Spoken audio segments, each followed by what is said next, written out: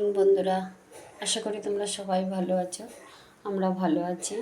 দেবীর রান্নাঘর থেকে দেখো আজকে একটা ডাল করব। আজকে আবার নতুন একটা ব্লগ নিয়ে এলাম তোমাদের সামনে। দেখো আমি ডাল করব, মটর ডাল প্রেসার কুকারে বসিয়ে দিয়েছি। আর এদিকে কেটে নিয়েছি রাঙা আলু, সজনের ডাঁটা আর কুমড়ো দিয়ে আমি ডাল করব। তোমরা দেখো আমি ডালটা সেদ্ধ হতে হতে আমি তরকারিটা কষিয়ে নেব। তার জন্য আমি কড়াইতে তেল বসিয়ে দিলাম, একটু বেশি তেল লাগবে। আমি ফোড়নে দেব তেজপাতা, শুকনো লঙ্কা, পাঁচফোড়ন।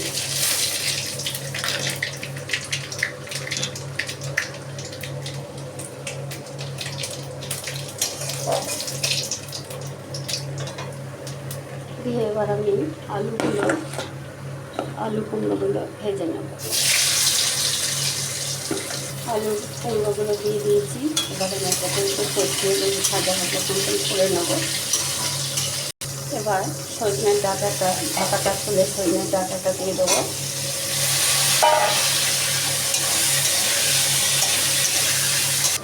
এবং ডালটাকে আমি একটা সিটি দিয়ে ঢাকা আটকে রেখেছিলাম। এইভাবে ডালটাকে আমি সেদ্ধ করে নিয়েছি, কেননা সবজির সাথে একটু সেদ্ধ হবে, তার জন্য কম সেদ্ধ দিয়ে দিয়েছি।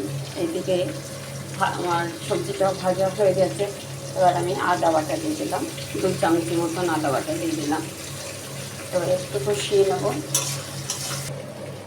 আমি মশলা নিয়েছি 1 চামচি জিরে গুঁড়ো, 1 চামচি শুকনো লঙ্কা গুঁড়ো, 1 চামচি হলুদ গুঁড়ো। এবার এটা আমি জল দিয়ে একটু গুলে তারপরে আমি সবজির মধ্যে দিয়ে দেবো। এবার আমি মশলাটা দিয়ে দিলাম, এবার কষিয়ে নেবো। পুরো সবজিটা দেখো কি সুন্দর কষানো হয়ে গেছে, তেল ছেড়ে দিয়েছে। এবারে আমি ডালটা সেদ্ধ করে রেখেছি, এই ডালটা দিয়ে দেবো। আমি গ্যাসের ফ্লেমটা বাড়িয়ে আমি ডালটাকে ভালো করে ফুটতে দেবো। যা তো মিষ্টি আলু আছে, মিষ্টি কুমড়ো আছে, আর চিনি দিতে হবে না। এখন এই সজনে ডাঁটা খাওয়া খুব উপকারী, এইসব সজনে ডাঁটা দিয়েছি। তোমরা দেখতে থাকবো। ডালটা ফুটছে, এখন 5 মিনিট মতন আমি ফুটতে দেবো। ডালটা আর সবজি সব সেদ্ধ হয়ে যাবে। 5 মিনিট পরে ফিরে এলাম, ডালটা হয়ে গেছে। এবার আমি একটু ঘি দিয়ে দেবো।